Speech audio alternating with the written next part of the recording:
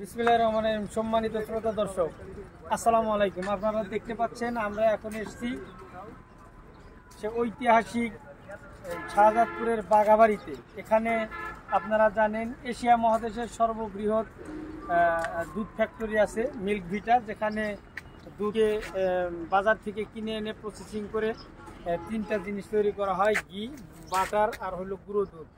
আমরা সেটা প্রতিটি অধ্যায় গভীরভাবে পর্যবেক্ষণ করেছি, পরিদর্শন করেছি। আমরা তৃপ্ত হয়েছি, আমরা অভিভূত হয়েছি।